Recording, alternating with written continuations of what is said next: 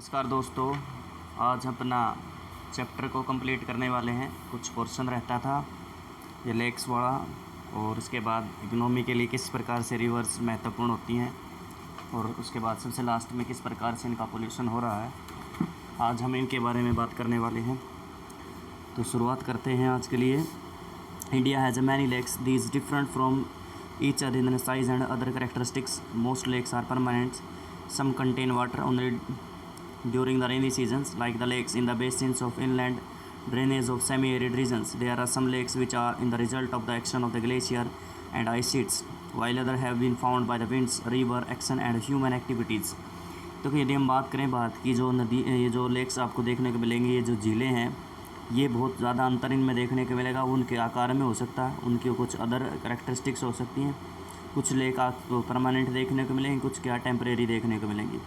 कुछ देखने को मिलेंगी क्या है कि जो इनलैंड ड्रेनेज सिस्टम के द्वारा बनाई गई हैं, सेमी एरिड रीजन के अंदर आपको वो देखने को मिलेंगी। जैसे कि हम बात कर सकते हैं सांबर झील हमारी। इसके बाद हम बात कर सकते हैं कुछ जो है कि हमारे जो ग्लेशियर होता है, ग्लेशियर की जो प्रक्रिया होती है, जैसे ग्लेशियर जो नीचे की तरफ शिफ्ट होता है तो वो क्या फ्रैक्शन के द्वारा वहाँ पर अपर्दन करता है, वहाँ पर रोक्स के बाद, वहाँ पर उसके बाद उसमें जापिंग बर्फ़ पिघलने के बाद जो जमा हो जाती है, तो उसमें क्या है वो रिवर्स का एक लेक्स का निर्माण करती है, जिसको ग्लेशियर लेक्स के नाम से जाना जाता है।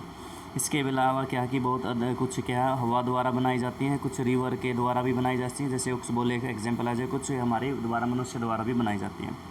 Meandering rivers across a flood plain forms cut off the later develops in the Oxbow lakes.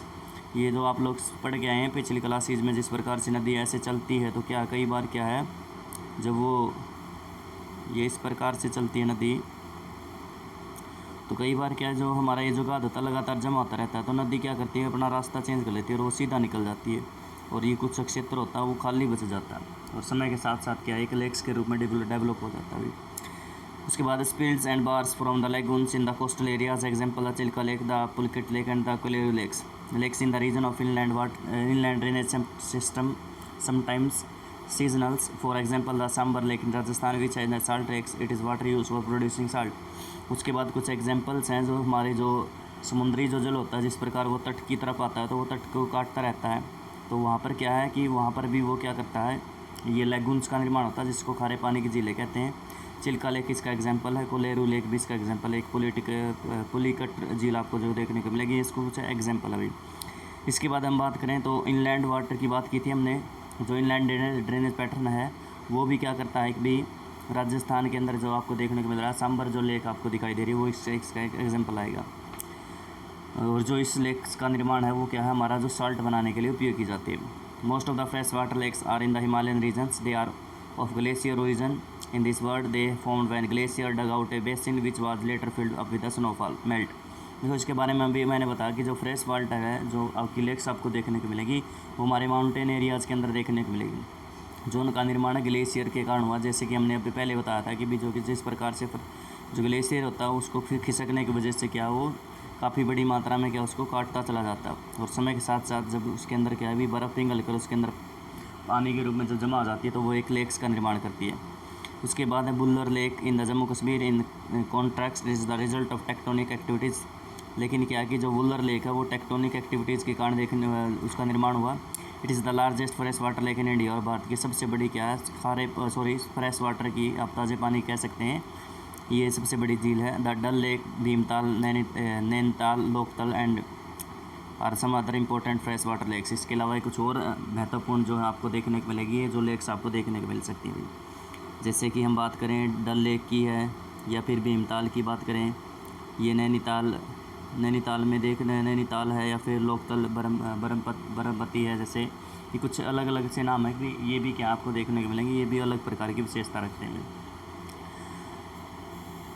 उसके बाद हम यदि बात करें apart from the natural lakes, the demand damming of the rivers for the generations of the hydroelectric power has also led to the formation of the lakes such as Guru Gobind Sagar. इसके अलावा क्या कई बार क्या कि जो हम डैम बनाते हैं, हमारे जो मल्टीपर्पज़ प्रोजेक्ट होते हैं, तो हाइडल पावर जब हम क्रिएट करते हैं तो उस समय भी कुछ जो है निर्माण हो जाता है, जो झीलों का निर्माण किया जाता है। जैसे गुरु गोबिंद सागर जो डैम है वो जो बनाया गया है, वहाँ पर क्या है आपको एक लेक्स देखने को भी मिलेगी भी। Lakes are of great values to human beings at lakes help to regulate the flow of a river during heavy rains It prevents flooding and during the dry seasons. It helps to maintain an ever flow of water. Lakes can also be used to developing hydropowers. They moderate the climate of the surroundings, maintain the aquatic ecosystem, enhance natural beauty, help develop tourism and provide recreation. उसके बाद यदि हम बात करें lakes की, तो हमारे क्या बहुत ज़्यादा इसके लिए महत्व रहता है। जब यदि हम बात करें जो नदियों के अंदर आपको क्या देखने को मिलेगा कि भी जो पानी होता है उसको फ्लो करने में इसका बहुत ज़्यादा योगदान होता है। क्यों? जब क्या कि उसके अंदर क्या रेनी सीज़न के अंदर उसके अंदर पानी नहीं रहेगा तो क्या उसमें क्या अपना ये रोल प्ले करती है। इसके अलावा जब बाढ़ आ जाती है तो बाढ़ के पानी को भी क्या वहाँ पर क्या शिफ्ट करने में ये मदद करती है भाई। ठीक है, इसके बाद हम बात कर सकते हैं जो ये जो लेक्स होती हैं इनका उपयोग क्या हम हाइड्रो पावर बनाने में भी कर सकते हैं।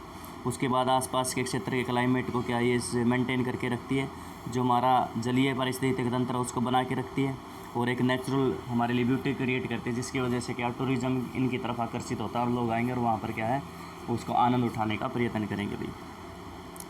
उसके बाद है हमारी अर्थव्यवस्था के लिए इसका क्या महत्व है। River have been fundamentals importance throughout the human history.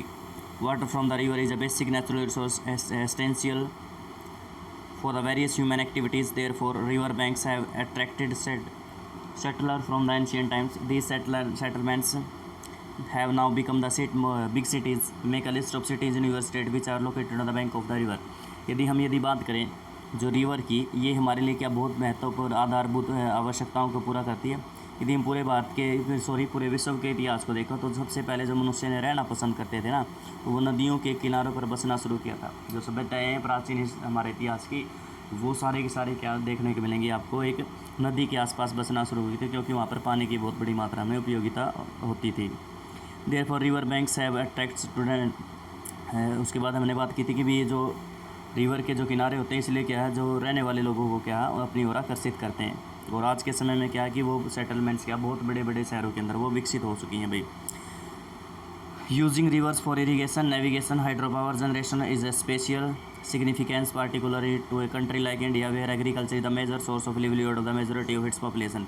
यदि हम बात करें पानी की, नदी के पानी की, तो हम इसका प्रयोग सिंचाई में कर सकते हैं।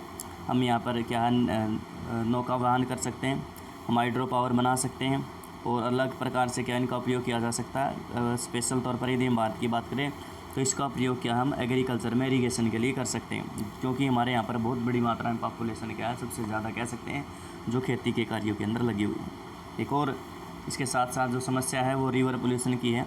The growing domestic municipal industrial and agriculture demand for the water from the river naturally effect the quality of the water. जैसे जैसे मांग बढ़ी है हमारे घरेलू उपयोग के लिए, हमारे म्यूनिसिपल क्षेत्र के लिए, इंडस्ट्रियल है, एग्रीकल्चर के लिए, तो क्या है वाटर की जो क्वांटिटी है हमने क्या किया उसको क्या काफ़ी बड़ी मात्रा में क्या कर दिया है, उसके अंदर क्वालिटी में क्या है थोड़ा सा डिक्रीज हुई है भी वे।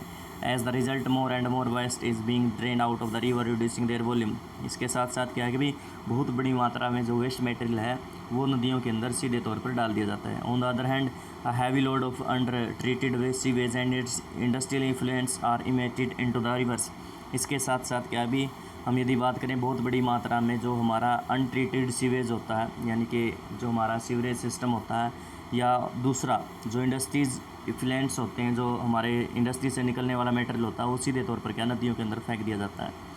This effect not only the quality of the water but also the self cleansing capacity of the river. ये क्या है न केवल क्या है कि भी इसकी क्वालिटी को इफेक्ट करती है, बल्कि क्या नदी का जो पानी अपने आप को क्या वो शुद्ध हो रहा तो उसको भी क्या काफ़ी हद तक प्रभावित करता है।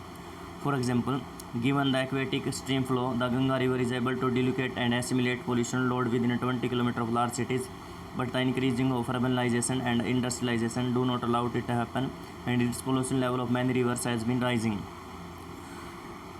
उसके बाद जो ये बात करें कि गंगा वाटर टू जो है कि भाई अपने आप को क्या है कि जो पोल्यूशन लोड है वो 20 किलोमीटर तक के जो लार्ज एरिया को उसको कंट्रोल करने में काफ़ी मतलब कर सकती थी, लेकिन क्या है कि लगातार अर्बनाइजेशन बढ़ने के कारण क्या इंडस्ट्रियलाइजेशन होने की वजह से क्या इसके अंदर बहुत बड़ी मात्रा में पोल्यूशन होता चला जा रहा है और ये बहुत बड़ी मात्रा में समस्या है। Concern over rising pollution in our rivers led to the launching of various action plan to clean the rivers. जिस प्रकार से क्या है कि पोल्यूशन बढ़ा नदियों के अंदर, तो हमारे सामने एक समस्या है, हमें इसके देखने को मिला कि भाई हमें कुछ सोचना पड़ेगा और इसीलिए क्या हमने अलग अलग से प्लान बनाए गए हैं कि ताकि क्या इन रिवर्स को क्या हम बचा सकें भाई। Have you heard about such action plan? क्या आपने कभी इन प्लान्स के बारे में सुना? Have does the our health affected by the polluted river water, यदि ये जो जल होता है ये प्रदूषित हो जाता है तो ये किस प्रकार से हमारे लिए हानिकारक होता है। Thinks about life of human beings without fresh water, और हमारे जो पानी है, जो हमारा फ्रेश वाटर है, इसके बिना आप अपने जीवन की कल्पना कीजिए। Arrange A debate on this topic on the class, और डिबेट कीजिए इसके बारे में, और समय होगा तो ज़रूर इसके ऊपर डिबेट की जाएगी भी बहुत बड़ी मात्रा। धन्यवाद भाई।